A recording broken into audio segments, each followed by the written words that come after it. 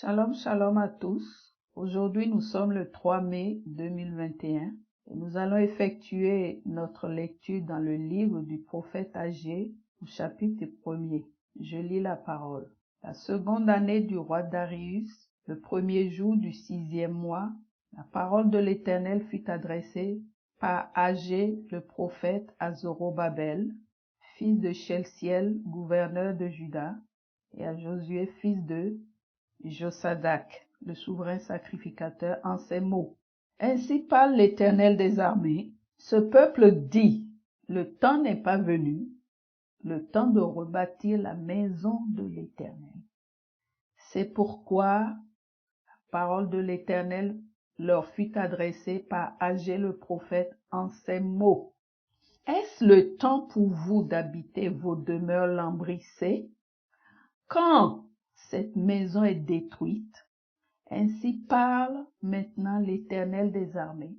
Considérez attentivement vos voies. Vous semez beaucoup et vous recueillez peu. Vous mangez et vous n'êtes pas rassasiés. Vous buvez et vous n'êtes pas désaltérés.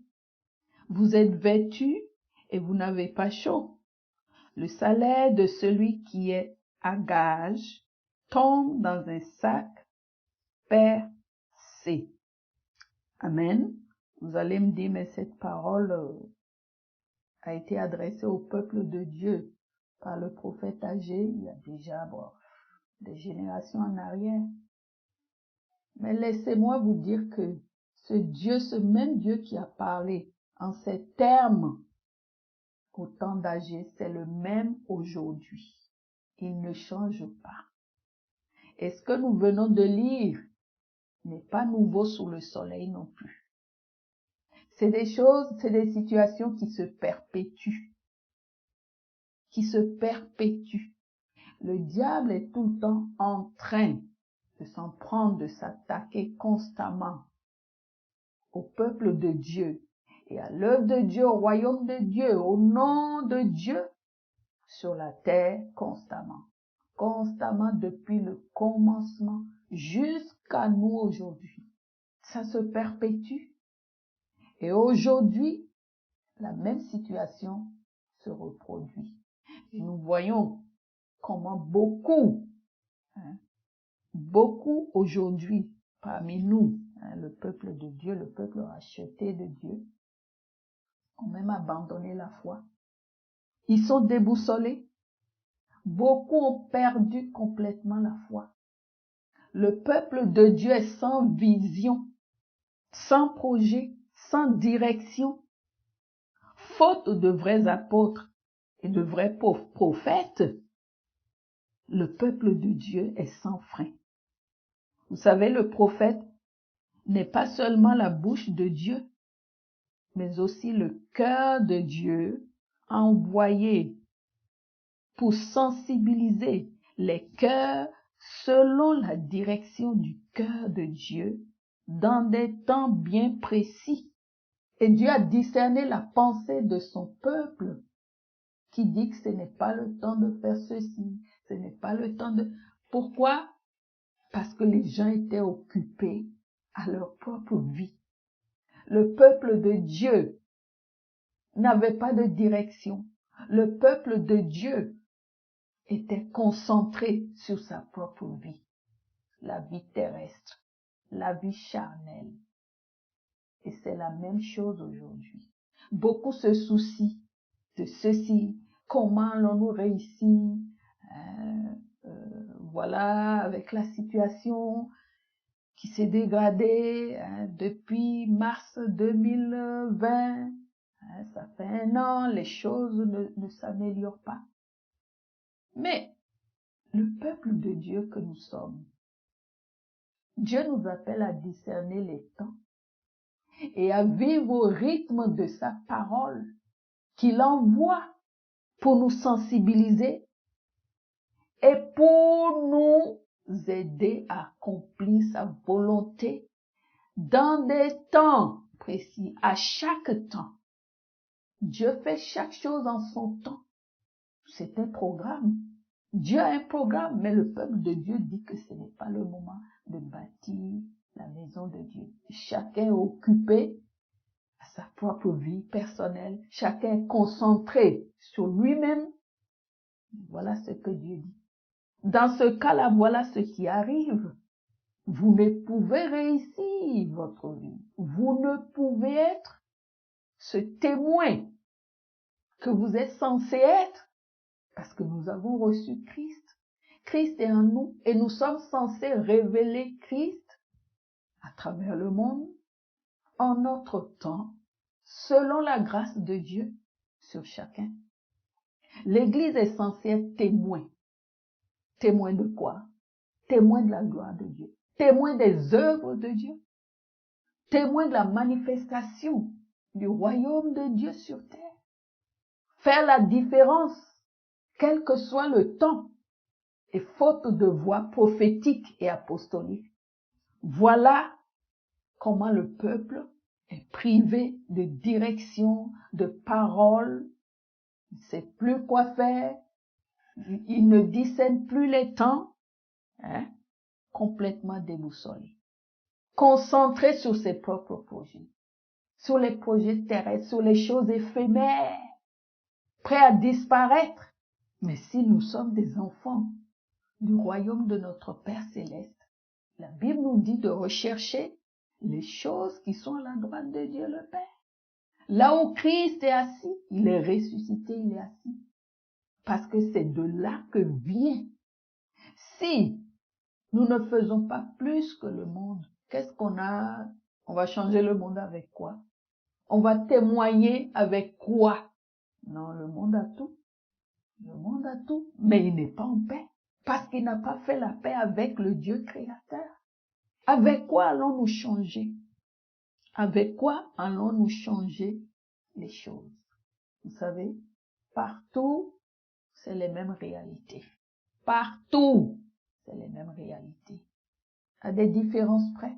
Mais nous sommes appelés à transformer, en ces temps de la fin, à transformer des situations, à transformer des choses. La Bible nous parle dans le psaume 84, quand il traverse la vallée de Baca, il la transforme en un lieu plein de sources. La vallée de Baca qui veut dire la vallée des pleurs. Et des pleurs, Dieu sait qu'il y en a en ces temps de la fin. Des misères, Dieu sait qu'il y en a. Et pourtant, Dieu nous fait passer par là. Pourquoi? Pour qu'on devienne des fils. Pour qu'on devienne des femmes et des hommes matures qui peuvent faire face, sur qui il peut compter pour des situations qui vont venir nous utiliser pour sa gloire. Amen. Et voilà ce qui s'est passé. Le fait de se concentrer sur soi-même, pensant que ça va aller. Dieu dit non. Non, vous semez beaucoup et vous recueillez peu. Vous mangez, vous n'êtes pas rassasié. Mais le peuple court toujours après ces choses-là. Chaque jour, chaque jour, chaque jour, chaque jour. Vous êtes vêtus et vous n'avez pas chaud. Le salaire de celui qui a gage tombe dans un sac percé. Vous comprenez? Je lis la suite. Ainsi parle l'Éternel des armées. Considérez attentivement vos voies.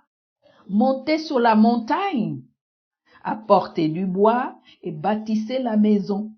J'en aurai de la joie et je serai glorifié, dit l'Éternel. Il en aura de la joie. Regardez l'état de l'Église aujourd'hui, le corps du Christ. Cet édifice spirituel qui est en ruine. Vous allez comprendre pourquoi je dis qu'elle est en ruine. Il faut avoir les yeux spirituels pour comprendre que cette maison est en ruine. La maison de Dieu est en ruine. L'Église est en ruine parce qu'elle a été attaquée. Elle a été attaquée, c'est le but du diable, sans cesse depuis le commencement jusqu'à aujourd'hui. Depuis l'Ancien Testament jusqu'à aujourd'hui. Le diable s'en est pris toujours au peuple de Dieu. C'est là son but, parce que son but, c'est de gouverner la terre entière, de détourner la terre entière afin qu'il le serve et qu'il l'adore. Et qu'il l'adore. Il en a proposé au Seigneur Jésus dans le désert, pendant les 40 jours de jeûne juste après son baptême. Il lui a dit, tu vois, les gloires de ce monde, toutes ces richesses, ça m'appartient. Si tu te prosternes, tu m'adores, tout cela sera à toi. Mais toi, tu cours après quoi aujourd'hui? Le Seigneur Jésus a dit non. Pourquoi? Parce qu'il avait une vision. Le royaume éternel lui avait été promis. Le Père lui avait promis qu'il serait roi au-dessus de tous les rois, roi de toute la terre. S'il arrivait à sauver son peuple, il avait une vision, un but. C'est quoi ta vision, ton but aujourd'hui? Le peuple marche sans frein, sans direction. Un vrai enfant de Dieu ne marche pas sans direction. Non, parce qu'il a Dieu devant lui. Et tous ceux qui marchent dans l'obéissance se consacrent à Dieu, s'humilient et laissent la place, laissent Dieu vivre à leur place. Ils ont une direction et ils ne vont jamais se détourner de cette direction-là. Parce que leur direction, c'est Dieu lui-même. On ne peut détourner Dieu lui-même. On ne peut pas. Quelle est ta vision aujourd'hui? Quelles sont tes priorités, tes préoccupations au quotidien? C'est quoi tes préoccupations, tes soucis au quotidien? En ce moment où Dieu désire que sa maison soit rebâtie, l'Église soit restaurée, il revient bientôt, le corps du Christ, il revient chercher son Église. Alors je vais poursuivre ma lecture sur le verset 13 et 14. Agé, envoyé de l'Éternel, dit au peuple, d'après l'ordre de l'Éternel, je suis avec vous, dit l'Éternel. L'Éternel réveilla l'esprit de Zorobabel, fils de Sheltiel, gouverneur de Juda, et l'esprit de Josué, fils de Josadac, le souverain sacrificateur, et l'esprit de tout le reste du peuple. Ils vinrent et ils se mirent à l'œuvre dans la maison de l'Éternel des armées, leur Dieu. Après avoir écouté, vous voyez, la parole de l'Éternel, cette parole prophétique qui devait non seulement éclairer le peuple, en ce moment-là, alors qu'il était dans l'égarement, il y a une parole qui est sortie du cœur de Dieu que le prophète Agé devait apporter pour redonner une direction, une vision à ce peuple sans berger qui marchait comme si le ministère prophétique et apostolique sont les deux ministères les plus difficiles, les plus attaqués. Parce que le diable sait que c'est la tête et la queue même. Si l'Église comprend ce ministère et accepte et entre dans l'œuvre de ce ministère, non seulement elle sera protégée, mais elle sera éclairée, guidée jusque dans le plan de Dieu. Jusque dans le plan de Dieu. Pour l'Église même, pour les nations et pour toute la terre entière. Parce que c'est de là que part la lumière. Ok? Christ est la lumière du monde, mais en chacun de nous qui avons reçu Christ, il est cette lumière. Et nous sommes censés éclairer les autres. Nous sommes censés éclairer ce monde. Et si Dieu a prévu, et si le peuple de Dieu n'est pas réveillé en premier, est-ce que le monde pourrait l'être? Si Dieu a prévu un réveil pour la fin des temps, ça veut dire que cela doit commencer par la maison de Dieu, pour aller vers les païens, les nations. Et à travers ce message que je suis en train de livrer présentement, c'est ce qu'il fait. Il est en train de t'éclairer, éclairer la conscience de son peuple. Cette conscience, elle est endormie. La conscience du peuple de Dieu est endormie à travers l'amour du monde, l'amour des choses de ce monde. Alors que l'amour du monde est inimitié à Christ, ça nous sépare automatiquement.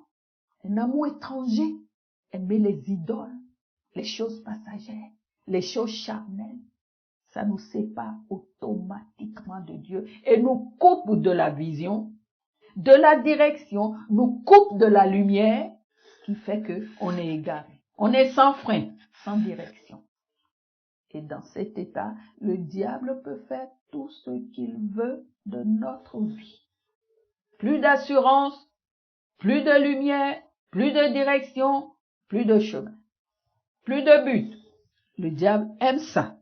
Et en ce moment, je peux dire que la conscience de l'Église a été endormie complètement. Et ça ne date pas d'aujourd'hui. Le diable avait déjà commencé à agir au temps des premiers apôtres.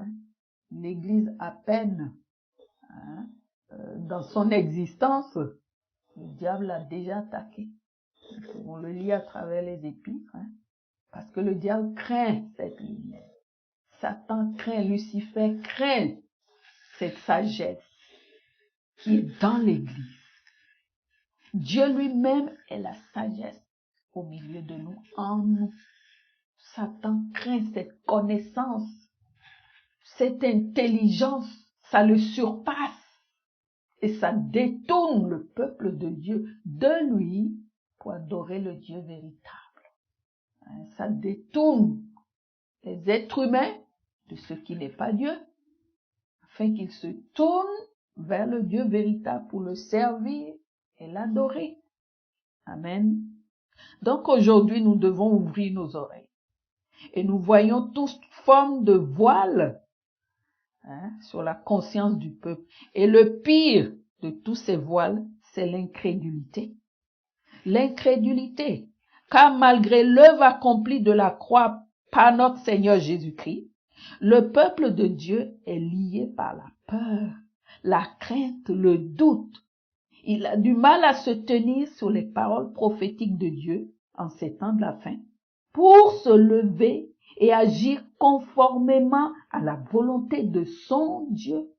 Mais malgré tout, la voix prophétique de Dieu continue à s'élever au travers d'hommes et de femmes qu'il a suscités lui-même pour la fin des temps. Il ne change pas. C'est le même Dieu qui a parlé à travers Agé, qui parle aujourd'hui à travers ma voix. Cette voix prophétique que tu es en train d'entendre et qui te sensibilise sur le plan de Dieu pour ta vie, sur le plan de Dieu pour les nations et qui t'aide aussi à discerner les temps. Dieu est en train de réveiller assez dormis. Il y en a même qui sont dans un coma spirituel. Carrément. D'autres n'ont jamais été réveillés, jamais été éclairés au sujet de ce Dieu qu'ils confessent, qu'ils adorent, qui est leur Dieu soi-disant, mais ils ne l'ont jamais connu, jamais rencontré d'ailleurs. Pourquoi?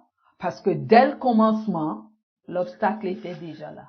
Ils n'ont pas connu le vrai évangile qui peut amener quelqu'un au vrai salut, qui peut les conduire réellement à Christ. L'évangile que l'Église, le corps du Christ, pour la plupart connu depuis quelques générations, c'est quoi? Ce n'est plus comme avant. C'est maintenant que on commence à prêcher la sanctification. On entend des messages. C'est encore timide sur la sanctification. Mais l'Église n'a pas reçu le vrai évangile. L'évangile, pour la plupart que les générations aujourd'hui ont entendu, c'est quoi? L'évangile de la prospérité. Viens au Seigneur Jésus, tout ira bien. Tu auras tout sur terre. Mais ça, c'est pas l'évangile de Dieu. L'évangile de Dieu parle de choses célestes. Parle du royaume du Père céleste. Pas des choses de ce monde. C'est pourquoi Dieu nous dit, cherchez premièrement le royaume de Dieu, tout le reste vous sera donné par-dessus. Mais le diable a inversé le sens des mots. Cherchez d'abord tout le reste et après, vous trouverez le royaume de Dieu. Vous allez chercher le royaume de Dieu. Désolé. Là, c'est déjà un piège. Et aujourd'hui, l'Église a raté cette étape qu'on appelle la croix. C'est là que ça commence. Une véritable repentance, une véritable rencontre entre le Sauveur et le pécheur. J'irais même dire l'expérience de la croix, la pose de cette pierre de fondation qui est Christ, même la vraie rencontre avec Christ, pour bâtir sa vie spirituelle dessus, sa vie chrétienne dessus. Beaucoup ont raté Beaucoup, et ça continue de cette façon. Beaucoup continuent de bâtir la maison de Dieu de cette façon-là. Au lieu de prier pour que la présence de Dieu vienne vraiment dans l'église et convaincre les gens, les amène au pied de la croix, pour que là ils réalisent combien le Christ les a aimés. Quelles ont été ses souffrances pour eux. Vous savez, c'est personnel. On doit le ressentir. À quel point il a souffert pour chacun de nous. Pour l'aimer en retour. Pour l'aimer en retour. Alors, poursuivons notre lecture dans Agé chapitre 2. Je lis à partir du premier verset. Le 21e jour du 7e mois, la parole de l'Éternel se révéla par Agé, le prophète, en ces mots. Parle à Zorobabel, fils de Sheltiel, gouverneur de Juda, à Josué, fils de Josadac, le souverain sacrificateur, et au reste du peuple, et dis-leur, quel est parmi vous le survivant qui ait vu cette maison dans sa gloire première? Et comment la voyez-vous maintenant, telle qu'elle est? Ne paraît-elle pas comme rien à vos yeux? Regardons l'état de l'Église aujourd'hui. L'état spirituel. Il faut avoir des yeux pour comprendre quelles sont les réalités spirituelles liées à la maison spirituelle qui est l'Église de Jésus-Christ. Regardons aujourd'hui ce qui s'y passe. Elle est en ruine. Ne voyez-vous pas cela? Dieu continue à sensibiliser, à attirer le regard de son peuple sur les réalités présentes dans sa maison, l'état de sa maison spirituelle. Maintenant, au verset 4, fortifie-toi, Zorobabel, dit l'Éternel. Fortifie-toi, Josué, fils de Josadac, souverain sacrificateur. Fortifie-toi, peuple entier du pays, dit l'Éternel, et travaillez, car je suis avec vous, dit l'Éternel des armées. Je reste fidèle à l'alliance que j'ai faite avec vous quand vous sortîtes de l'Égypte, et mon esprit est au milieu de vous. Ne craignez pas, car ainsi parle l'Éternel des armées. Encore un peu de temps, j'ébranlerai les cieux et la terre, la mer et le sec. J'ébranlerai toutes les nations. Les trésors de toutes les nations viendront et je remplirai de gloire cette maison, dit l'Éternel des armées. J'ébranlerai. Vous entendez? Vous avez entendu le verset 7. Dieu est soucieux, donc il va faire quelque chose. Il est soucieux de l'état de son Église, le corps du Christ, de l'état de son peuple tout entier à travers le monde, y compris Israël. Il est soucieux, il en est soucieux. Et il dit, regardez ce que je vais faire. Je vais ébranler toutes les nations. N'est-ce pas ce qui se passe aujourd'hui? Il dit, les trésors de toutes les nations vont venir dans sa maison et il va remplir de gloire sa maison. Il dit, l'argent est à moi et l'or est à moi, dit l'Éternel des armées au verset 8. La gloire de cette dernière maison sera plus grande que celle de la première, dit l'Éternel des armées. Et c'est dans ce lieu que je donnerai la paix, dit l'Éternel des armées. Ah, comprenons bien, hein? Comprenons bien avec, pas l'intelligence humaine, pas notre tête humaine. Comprenons bien ce que Dieu est en train de dire. L'or et l'argent lui appartiennent, les trésors des nations lui appartiennent, tout lui appartient. Quand le diable propose au Seigneur Jésus, si tu es fils, prosterne-toi et adore-moi, moi je te donnerai tous ces royaumes. Tu vois, les gloires, les royaumes de ce monde, leur gloire, leur richesse, ça m'appartient. Depuis quand? Depuis quand Dieu a donné à Satan, Lucifer, les royaumes de ce monde et lui a donné les richesses de cette terre? La terre appartient aux humains, pas à Satan, pas aux anges déchus, pas aux démons. Mais Dieu a donné la terre en héritage aux êtres humains. Mais Satan les a détournés.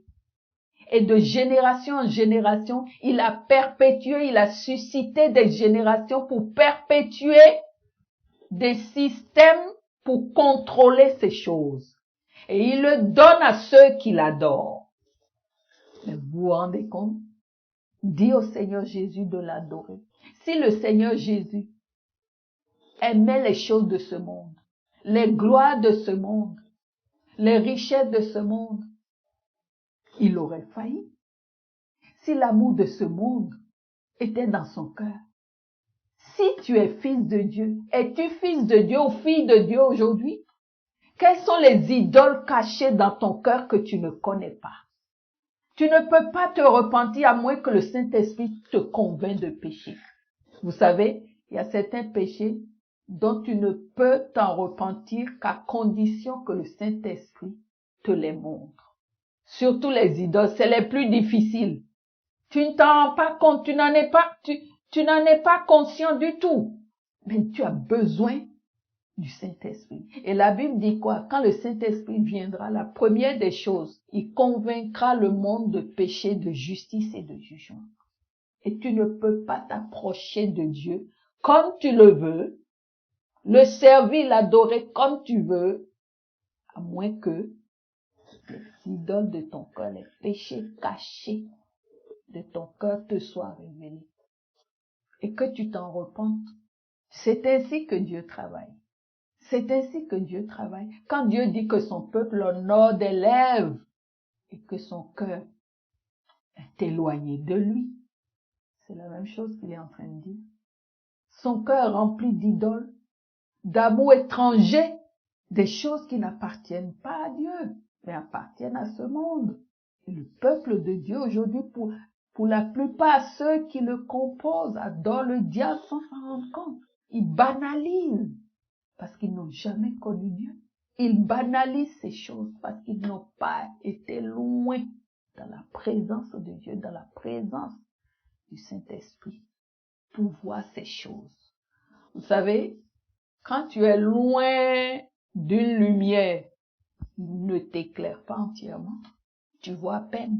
Mais quand tu es en plein dans la lumière, tu peux voir toutes les parties de ton corps. La lumière peut t'éclairer de partout.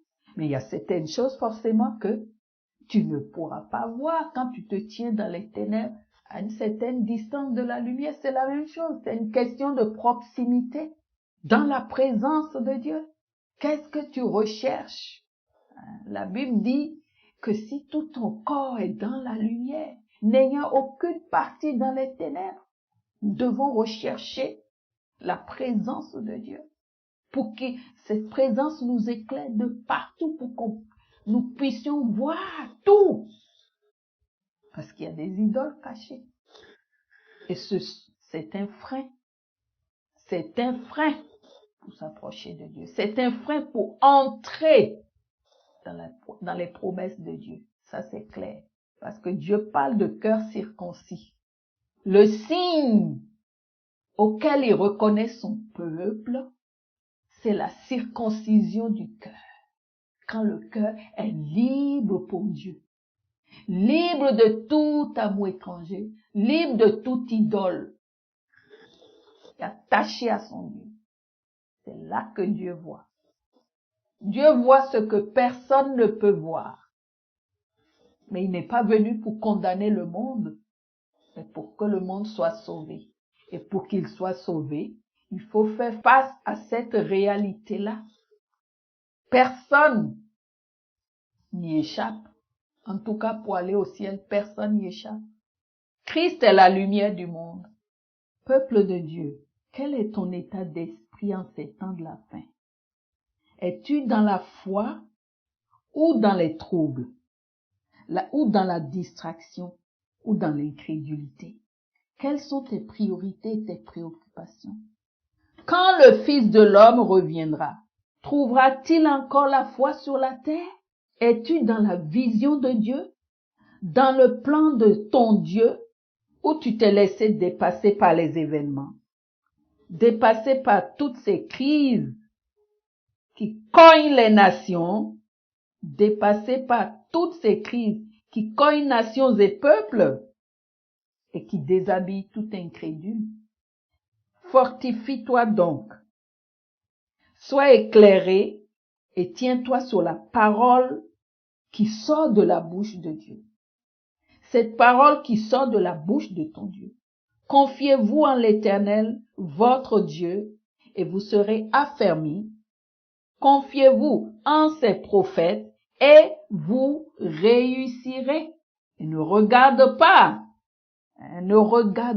à ce géant aux pieds d'argile entremêlés de fer. Le Seigneur Jésus l'a déjà vaincu. Il l'a déjà écrasé, ce géant. Et il te demande seulement de croire, de te tenir dans sa victoire pour posséder ce royaume céleste en héritage qui t'a été donné et d'œuvrer pour cela. Alors, nous allons sonder un peu les Écritures à ce qu'elle nous apprend au sujet de ce géant dont je parle, parce que c'est le thème actuel. C'est ce sujet qui préoccupe le monde entier aujourd'hui. Quand je parle de ce géant, je parle de l'Europe et de sa politique. Vous savez, par rapport à la parole de Dieu, les prophéties, il faut savoir les interpréter par rapport à notre temps. Et la parole de Dieu, avec l'aide du Saint-Esprit, l'onction prophétique nous permet d'être éclairés à propos des réalités de notre temps, mais aussi au sujet des plans de Dieu. Amen. Donc, allons dans le livre de Daniel. Daniel chapitre 2. Alors, je vous conseille de lire tout le chapitre 2. Vous comprendrez et vous serez édifiés dans votre foi.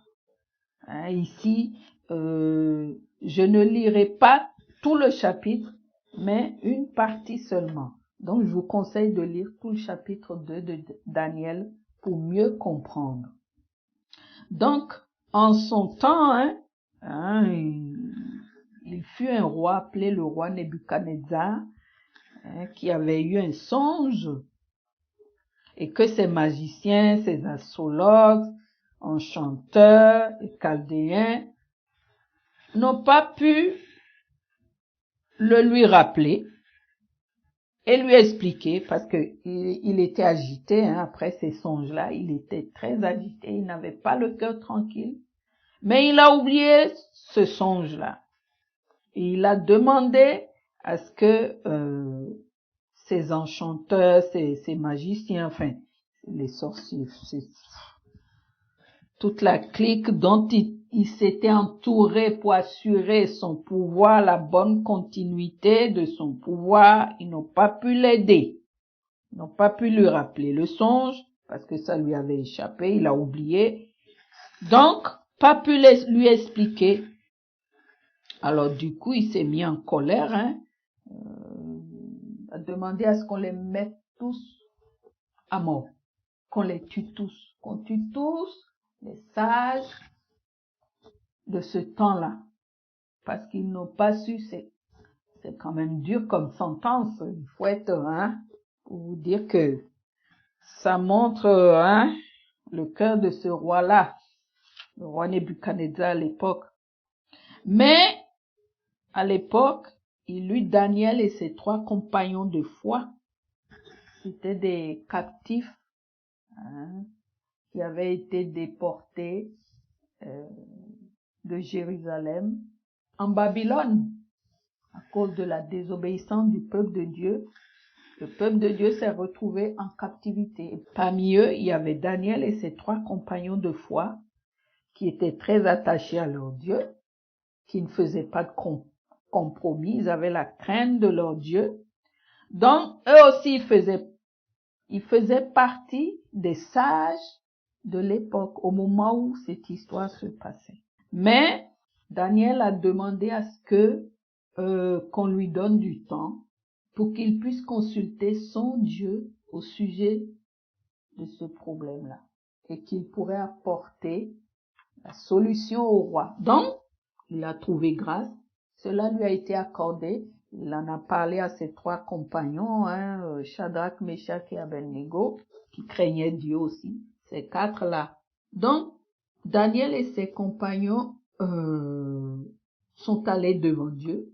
Ils ont fait des prières à leur Dieu, des prières de supplication, demander la miséricorde, la compassion de Dieu, que Dieu leur accorde la sagesse pour que solution soit trouvée, pour que le songe le leur soit rappelé et qu'ils puissent en donner aussi l'explication. Donc nous ne lisons, je ne vais pas raconter brièvement l'histoire dès le début, donc je vais continuer ma lecture à partir du verset 25. À partir du verset 25. Donc celui qui était chargé d'exécuter ces sages en ce moment-là, il s'appelait Arjoc. Je commence la lecture au verset 25. Arjoc conduisait promptement Daniel devant le roi et lui parla ainsi: j'ai trouvé parmi les captifs de Juda un homme qui donnera l'explication au roi. Là, c'est après que Dieu a révélé à Daniel le songe et son explication. Donc, il a été voir ce chef qui l'a conduit devant le roi Nebuchadnezzar. Verset 26. Le roi prit la parole et dit à Daniel, qu'on nommait Belchazzar: es-tu capable de me faire connaître le songe que j'ai eu et son explication?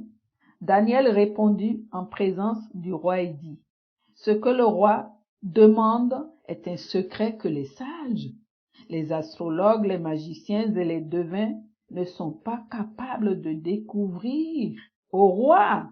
C'est vrai qu'il demandait une chose impossible. Qu'est-ce qui a pris son cœur? On ne comprend pas. Si ce n'est pas le Dieu au-dessus de tous les dieux, qui lui a parlé à travers ce songe? C'est le Dieu créateur des cieux et de la terre. Il n'y a que lui qui peut répéter ce qu'il a dit. Ce ne sont pas les Chaldéens, les magiciens, les astrologues. Non, c'est au-dessus. C'est au-dessus d'eux. Les démons avec qui ils travaillent ne peuvent pas. Parce que ces paroles, ne venaient pas d'eux. Il n'y a que celui qui a parlé à ce roi qui pouvait répéter ou montrer ce qu'il a dit et en donner l'explication. Amen. Donc, cela a été donné à Daniel.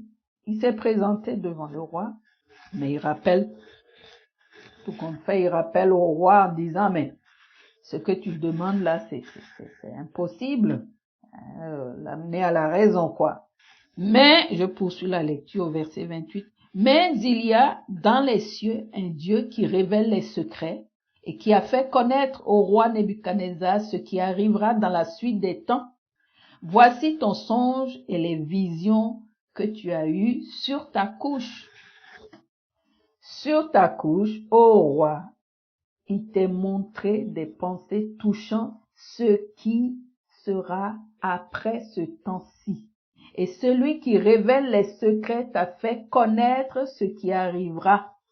Si ce secret m'a été révélé, ce n'est point qu'il y ait en moi une sagesse supérieure à celle de tous les vivants, mais c'est afin que l'explication soit donnée au roi et que tu connaisses les pensées de ton cœur. C'est une bonne réponse.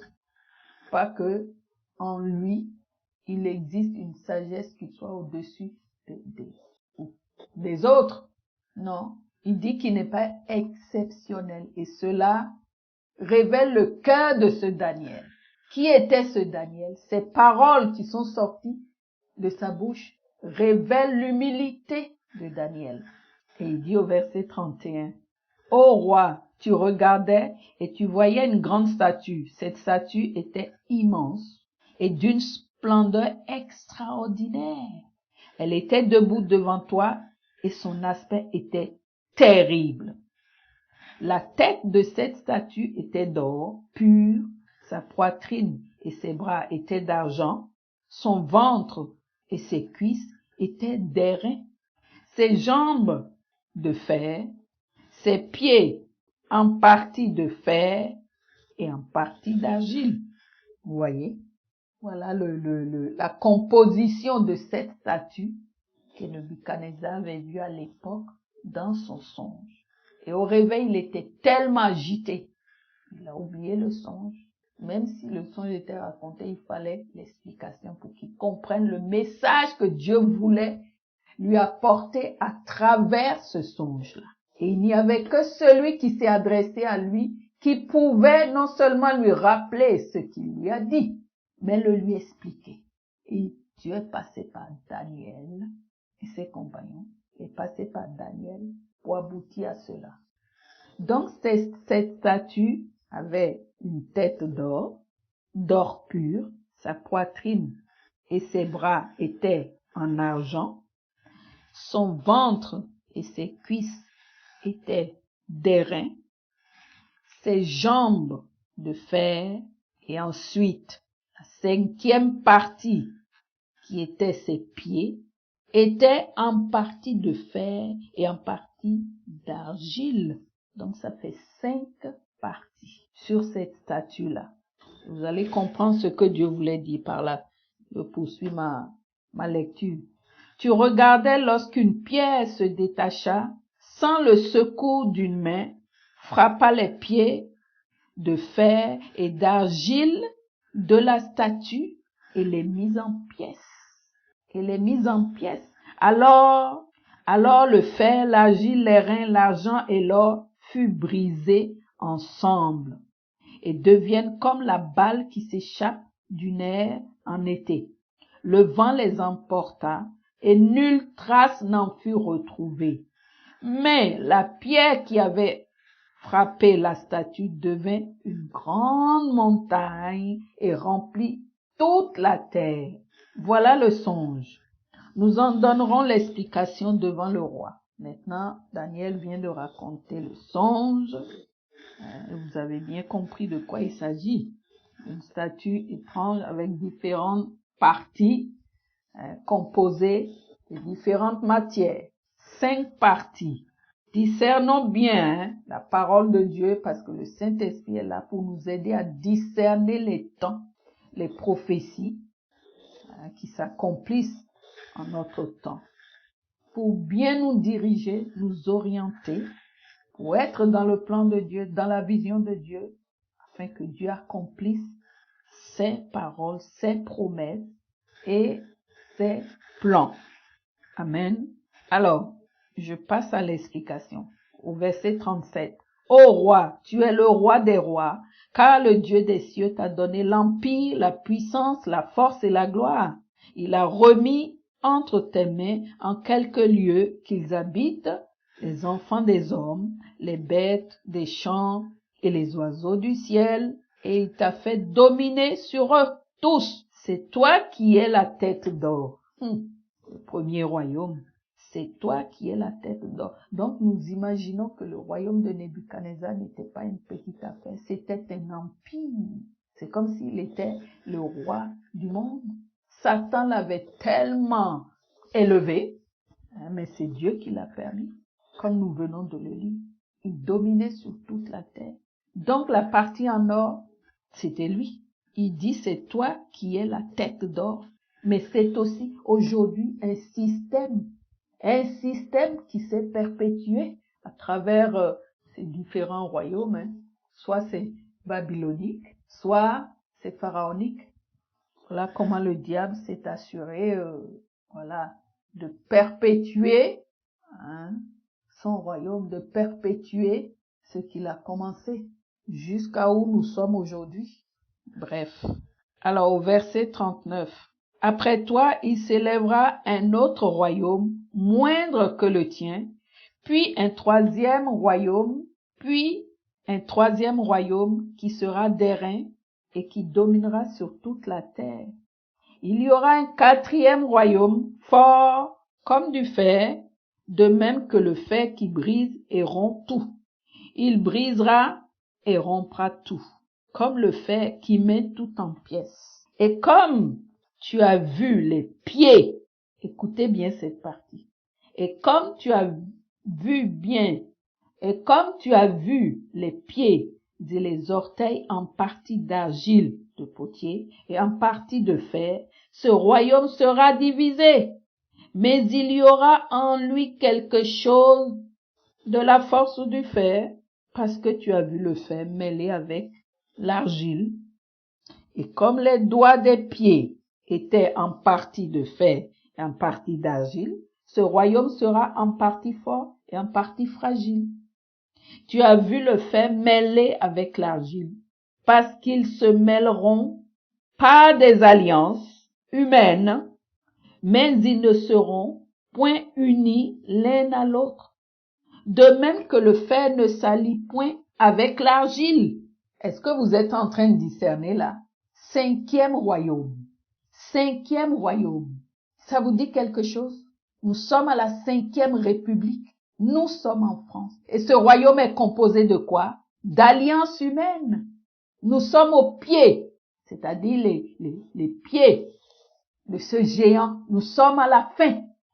L'Europe, en partie fort, composée de nations faibles, qui représentent l'argile, de nations un peu plus fortes, qui représentent le fer. Cette alliance dont Daniel parle ici, on ne peut pas mélanger, lier l'argile et le fer. C'est deux matières différentes mais totalement opposées. Et c'est ce qui fait la faiblesse de l'Europe aujourd'hui, de ce géant. Ouvrez vos yeux spirituels et regardez les choses qui se passent à la lumière de la parole de Dieu. Enfin, nous sommes en France, c'est la 5e République. Nous sommes à la fin, c'est-à-dire au pied de cet argile. Et l'Europe, qui représente ce géant, les pieds aujourd'hui de ce géant composé de fer et d'argile, c'est la faiblesse même de l'Europe qui est manifestée aujourd'hui et nous le voyons à travers les événements. Ils n'arrivent pas à s'entendre. Ils ont fait des alliances, différentes nations européennes qui se sont associées, qui ont fait des pactes, des alliances humaines pour être forts. Ce royaume n'est pas fort. Ce royaume n'est pas fort. Pourquoi? Parce que Christ est venu. Christ est venu. Il est fragilisé. Malgré l'état de l'Église, il y a quelque chose qui est resté. Même si c'est peu. Ah oui, il y a toujours des restes. Il y en aura toujours. Il y en aura toujours. Le Saint-Esprit est toujours sur terre. Et il fera toujours son travail à travers les uns et les autres, même si c'est pas beaucoup. Ce royaume est fragilisé. C'est la fragilité de l'Europe. Où ils sont divisés, ils n'arrivent pas à s'entendre. Et ils ne peuvent s'entendre. Ils sont fragilisés. Il y a des nations parmi eux. Et c'est ça que Daniel est en train d'expliquer ici. Il dit au verset 44, dans le temps, il dit ici au verset 44, dans le temps de ces rois, c'est-à-dire à partir de Nebuchadnezzar, à lui seul, vous voyez comment il était puissant. Il a existé d'autres à travers les époques comme Hitler, Gengis Khan, ou je ne sais pas comment l'asiatique, ainsi de suite. Alexandre le Grand. Il a existé des royaumes à l'époque qui voulaient conquérir le monde. À eux seuls, ils se suffisaient. Mais aujourd'hui, c'est une alliance. Et cette alliance n'est pas, on dit ici, comme on vient de le lire, pas des alliances humaines. Humaines, ça ne vient pas de Dieu. Ce sont des alliances humaines pour servir à quelle cause? La cause de Lucifer, comme toujours, comme toujours. Et dans le temps, au verset 44 de ces rois, le Dieu des cieux suscitera un royaume qui ne sera jamais détruit et qui ne passera point sous la domination d'un autre peuple. Il brisera et anéantira tous ces royaumes-là et lui-même subsistera éternellement. C'est ce qu'indique la pierre que tu as vue se détacher de la montagne sans le secours d'aucune main et qui a brisé le fer, l'airain, l'argile, l'argent et l'or. Le grand Dieu a fait connaître au roi ce qui doit arriver après cela. Le songe est véritable et son explication est certaine. Une pierre sans l'apport d'une main, sans le secours d'une main toute seule, cette pierre s'est jetée contre cette statue et l'a brisée, l'a réduite en poussière. Selon vous, c'est qui cette pierre? C'est Christ. C'est Christ la pierre d'angle. C'est Christ qui est venu faire face et qui a remporté la victoire. Il a vaincu Satan, son royaume, ses œuvres. Il a vaincu le malin. Parce qu'à travers tous ces royaumes de ce monde, c'était pas Dieu qui avait été glorifié. Tant de sang versé, tant de choses commises. Et nous voyons tous aujourd'hui l'état dans lequel se trouve ce monde. Nous le constatons tous au quotidien. Mais, cette pierre d'angle qui est le Christ qui est venu. Tu es en train de te réveiller là? Église, corps du Christ, peuple de Dieu. Tu es en train d'écouter? Ton esprit est en train de se réveiller? Tu discernes les temps, les réalités des temps présents? Et vous voyez, Dieu a suscité des gens comme Daniel, Shadrach, Meshach et Abednego. À l'époque, c'était des captifs, mais leur destinée devrait s'accomplir. En captivité, c'était des captifs, mais pour Dieu, ils n'étaient pas captifs. C'est Dieu qui les avait conduits là, pour que la gloire de son nom soit manifestée. Pour que la gloire de son nom soit manifestée et que s'accomplissent ses plans. À travers ces vrais adorateurs, nous connaissons tous l'histoire de Daniel, Shadrach, Meshach et Abednego. Daniel et ses 3 compagnons de foi, c'était des vrais adorateurs. C'était des gens qui avaient la crainte de Dieu. Ils ne se compromettaient pas, malgré qu'ils étaient loin de leur pays. Ils étaient loin de Jérusalem. Personne ne les voyait. Vous avez lu l'histoire dans le chapitre 1er de Daniel, comment ils avaient été choisis, ainsi de suite, à le roi pour servir, mais aussi pour être formés, pour servir à la cour du roi. Et il a refusé de se compromettre avec des viandes sacrifiées aux idoles. Bref, après tout, il a connu un processus, il y a eu la fosse au lion, ainsi de suite. Mais toi aujourd'hui, tu es né dans cette époque aujourd'hui. C'est quoi ta vision? Avec tout ce qui se passe là, c'est quoi le lot de tes pensées chaque jour? Tu es focalisé sur le plan de Dieu? Tu es dans la vision, dans le plan de Dieu? Parce qu'il faut des gens comme Daniel, Shadrach, Meshach et Abednego. Avant tout, c'était des vrais adorateurs. Parce que les vrais adorateurs, c'est quoi? Dieu les cherche. Dieu dit qu'il les cherche. Parce qu'ils vont jamais renoncer à leur Dieu, ou renier leur Dieu, ou se compromettre, même face à la mort. C'était pas devant n'importe qui, c'était devant le roi.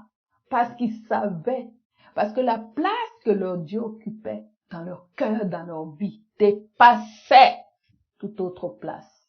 Aucun roi ne pouvait prendre cette place dans leur cœur. Aucune autorité. Ils savaient que Dieu établissait les autorités. Et il y a une limite. Ils n'ont pas donné la place de leur Dieu aux idoles, aux rois qu'on les obligeait d'adorer. Non. Même s'ils doivent mourir, même devant la mort, ils n'ont pas reculé. Et Dieu les a délivrés. Et c'est après avoir passé ce cap qu'ils sont rentrés dans la promesse de leur Dieu, dans leur destinée. Aujourd'hui, où tout est chamboulé, c'est quoi ton lot? La peur au quotidien? Les soucis au quotidien? Non. Tu n'es pas appelé à hériter de cette terre. Ça, c'est éphémère, c'est charnel. Tu es appelé à hériter d'un royaume qui est un royaume éternel. Et si tu es fils ou fille de Dieu, ton objectif, ta vision, le plan de Dieu pour ta vie doit être au centre de tes préoccupations au quotidien. De tes préoccupations au quotidien.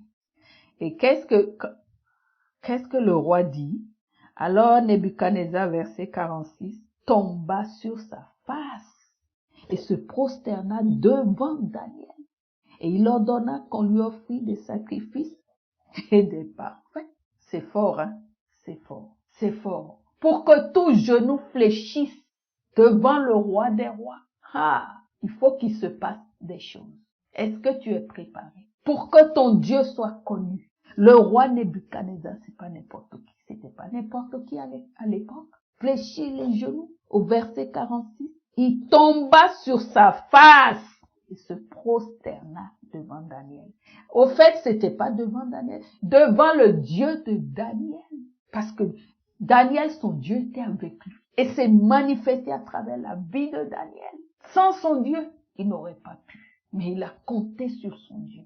Il a eu la foi. Il a tenu. Il a gardé la vision. Il savait quelque chose de son Dieu. Quand quelqu'un est attaché vraiment à Dieu, c'est qu'il sait quelque chose de son Dieu. Il connaît son Dieu.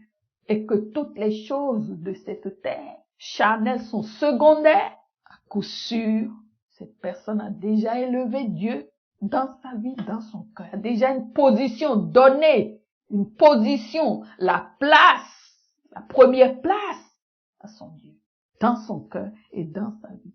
C'est une préparation. On n'entre pas dans sa destinée comme ça. Non, la première des choses, c'est d'avoir un cœur circoncis. Parce que la promesse qui a été faite à Abraham et à ses générations, ça passe par le signe de l'alliance. Dieu doit voir qu'il y a une alliance réellement établie entre toi et lui. Nous sommes les générations d'Abraham. Quand je dis génération d'Abraham, rien à voir avec la chair et le sang. Mais ça passe par une élection, ça passe par la grâce.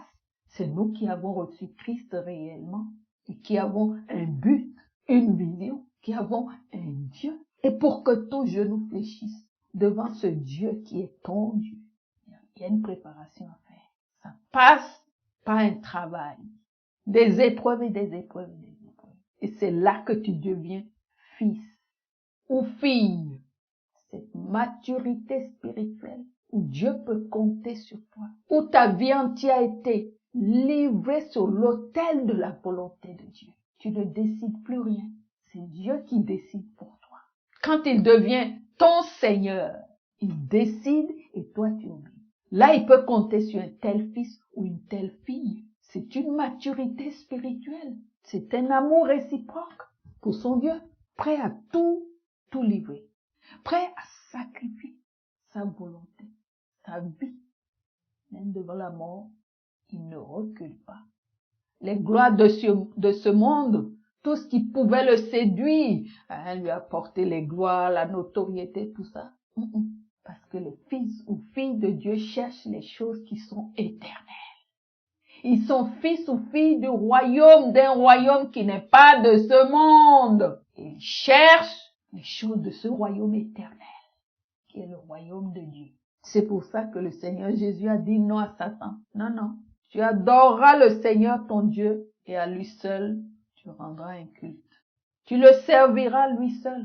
Toi, tu n'es pas Dieu. Déjà, toutes ces richesses, tu les as détournées des humains. Ça ne t'appartient pas. Tu es un voleur. Satan est voleur. Il a détourné les richesses de ce monde pour le donner à ceux qui l'adorent et le servent. Si tu m'adores, si tu te prosternes, si tu es fils, est-ce que tu es fils ou fille de Dieu? Tu permets au Saint-Esprit de te sonder pour voir si tu es vraiment dans la foi. C'est le moment ou jamais pour ne pas passer à côté. Parce qu'en ces temps difficiles, Dieu va utiliser des Daniel, des Shadrach, Meshach et Abednego. Les vrais adorateurs, le Père les cherche. Où sont-ils? Afin que son nom soit glorifié. Parce qu'il faut que cette pierre grandisse et devienne une montagne. Et remplisse toute la terre. L'Église. Le royaume de Dieu est composé de nations, de peuples, de langues et tribus. Ça concerne la terre entière. Ça concerne toute la terre. Tous ceux qui ont cru, qui sont venus à lui, qui ont été sauvés. Rien à voir avec la chair et le sang. Et nous sommes les enfants d'Abraham. Abraham lui-même étant le père de la foi. Nous croyons en ce même Dieu que lui. Et nous suivons les mêmes principes de cette foi que Dieu a donné à Abraham. C'est le même Dieu, c'est les mêmes principes. Et en Jésus-Christ, cette alliance a été scellée. C'est une alliance. L'alliance par le sang de Jésus. L'alliance éternelle.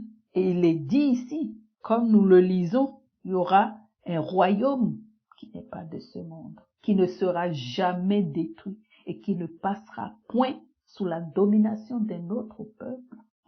Il va briser et anéantir tous ces royaumes-là. Ça, c'est la fin des choses. Et ça a commencé depuis que la pierre a été posée, le jour de la Pentecôte. Et ça continue, ça continue. Nous voici aujourd'hui au pied de la statue.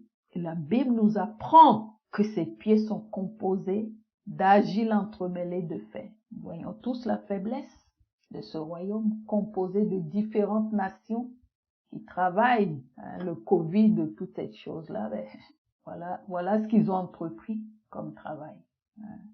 Voilà ce qu'ils ont entrepris comme travail pour obliger la terre entière à adorer le diable. Ils veulent faire un monde, si vous voulez, à leur, selon leur vision. Et c'est Satan qui les a inspirés pour faire une telle chose. Cela ne vient pas de Dieu, mais l'Église doit triompher. L'Église doit se tenir dans la victoire de Christ à la croix. L'Église doit croire en ses vrais prophètes et ses apôtres. Et les deux derniers ministères que Dieu est en train de restaurer en ces temps de la fin, c'est le ministère prophétique et apostolique.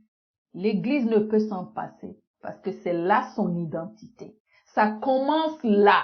L'Église a été édifiée au début sur le fondement des apôtres et des prophètes. Christ lui-même étant la pierre d'angle.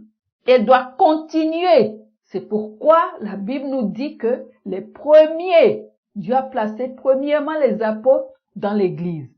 Ensuite les prophètes et tout le reste des ministères viennent après. Pourquoi? Parce que c'est la tête, ça commence par là et ça finit par là. L'Église devrait normalement évoluer dans cet élan-là jusqu'à la fin. Malheureusement, parce que le diable a intérêt, ce côté-là a été complètement, il s'est arrangé pour que ça soit, mis de côté. Mais Dieu veut manifester à travers son Église en ces temps de la fin cette sagesse infiniment variée dont parle Éphésiens chapitre 3. C'est écrit dans Éphésiens chapitre 3. Vous pouvez le lire du verset 8 au verset 11. Cette sagesse infiniment variée pour soumettre les autorités, dominations et principautés à l'adorer. Ce n'est pas Dieu qui va adorer le diable, mais c'est le diable qui doit fléchir les genoux. Il est ressuscité. Christ est ressuscité. Ça veut dire qu'il a remporté sur le diable toute la victoire, sur les œuvres du diable. La Bible dit qu'il les a exposés publiquement à la croix. Il les a exposés à la honte. Les dominations, les autorités, les principautés, tout ça c'est des forces du mal qui travaillent à travers des dirigeants, des autorités, des rois, enfin tout ce qui a une autorité sur la terre, pour soumettre à travers des systèmes de contrôle, des systèmes babyloniques et pharaoniques, pour amener les gens à adorer Satan et à le servir. Et ainsi, les dépouille et les détourne les bénédictions, ce que Dieu a donné à l'être humain pour qu'il soit heureux sur la terre. Mais nous devons faire la paix avec ce Dieu-là, à travers Christ. Nous avons lu tout à l'heure dans Agé, où Dieu disait que c'est en ce lieu-là qu'il va donner la paix. Dans sa maison, en ce lieu-là, qu'il donnera la paix. Et Dieu a un message pour le monde en ces temps de la fin. Ils viendront vers Dieu et ils auront la paix. Ce n'est pas dans ce monde. Le monde n'a rien à leur offrir. Nous avons vu jusqu'à maintenant, ça n'a jamais été aussi pire et ça ne va pas s'améliorer. En Christ seul se trouve la paix. Notre Dieu est un Dieu de paix. Il appelle, c'est ce qu'il a fait depuis, appeler le monde à faire la paix avec lui. Christ est mort pour l'humanité, pour les péchés de l'humanité, pour le salut de l'humanité. Malheureusement, l'humanité tout entière ne va pas croire en cette œuvre qu'il a accomplie à la croix pour être sauvée. Les incrédules, il y en aura toujours. Mais ceux qui vont croire, ils seront sauvés à travers l'œuvre de la croix. Amen. Donc, préparons-nous pour ces temps de la fin. Le Seigneur dit, il se soucie de sa maison qui est en ruine. Et Dieu, en ces temps de la fin, a élevé des prophètes et des apôtres qui se soucient réellement depuis des années, qui se soucient réellement, qui portent réellement les fardeaux de cette maison qui est en ruine. Toutes les générations existantes dans l'Église vont connaître la visitation de Dieu. Chacun aura un rôle à jouer dans le corps du Christ. Donc ce n'est pas le moment de se charger des soucis de ce monde. C'est pas le moment de s'asseoir sur la chaise de l'incrédulité, du doute, de la peur. Non, ce n'est pas le moment. Mais le Seigneur Jésus nous dit, quand vous allez voir ces choses arriver, levez vos têtes, car votre délivrance approche. Votre délivrance arrive. Si le peuple de Dieu n'est pas délivré, qui sera délivré? Comment le monde sera délivré? Si le peuple de Dieu n'est pas éclairé, comment le monde sera éclairé? Nous sommes la lumière du monde. Si Dieu est au milieu de nous, ça veut dire que les gens du monde auront l'espoir. Il y a de l'espoir pour les perdus. On parle de réveil. Si le peuple de Dieu n'est pas réveillé, comment le reste peut être réveillé? Le réveil, c'est ça. Nous avons lu que Dieu a réveillé l'esprit de Zorobabel et de ses frères. Et quand Dieu a parlé, ils ont cru, ils se sont mis au travail. À toi de faire ce que tu veux, de ce que tu viens d'entendre, ce message. C'est un message qui vient du cœur prophétique de Dieu, qui révèle les sentiments, les fardeaux de Dieu en ce moment. Et Dieu cherche. Dieu cherche. Et oui, tout le monde dit Dieu, mais Dieu cherche toujours. Il cherche toujours. Prenons conscience et levons-nous. Discernons les temps, discernons les prophéties des temps de la fin avec l'aide du Saint-Esprit, avec l'aide de la voix prophétique et apostolique qui retentit à travers ses serviteurs et ses servantes dans le monde entier. Croyons, levons-nous et agissons. Dieu a dit qu'il est avec nous. Bien sûr qu'il est avec nous. Il est ressuscité. Il dit, je serai avec vous jusqu'à la fin du monde. C'est une promesse. Si nous, on est avec Dieu, ce n'est pas Dieu qui ne sera pas avec nous. Non, il n'abandonne personne. C'est l'homme, l'être humain qui abandonne Dieu. Mais Dieu de son propre chair ne fait pas alliance, n'abandonne pas les hommes qui le suivent, qui le servent, qui le craignent, qui l'aiment, qui lui obéissent. Non. Donc comprenons bien ce qui se passe en ces temps de la fin avec les yeux du Saint-Esprit, à travers la parole de Dieu qui est la lumière qui nous éclaire. Et réagissons. Il y en a même qui sont dans des comas spirituels, endormis complètement à gauche. Je prie que la main du Seigneur, que cette voix prophétique parvienne jusqu'à toi. Et que le Saint-Esprit te parle dans ton cœur, te donne une orientation, te donne une direction qui t'éclaire ta vie de la tête aux pieds. Qu'aucune partie ne soit dans les ténèbres. Toi qui es appelé pour la fin des temps, que Dieu t'éclaire, que le Seigneur Dieu t'éclaire. Il est la lumière au milieu de nous. Il est le Seigneur Dieu Tout-Puissant. Il ne change pas.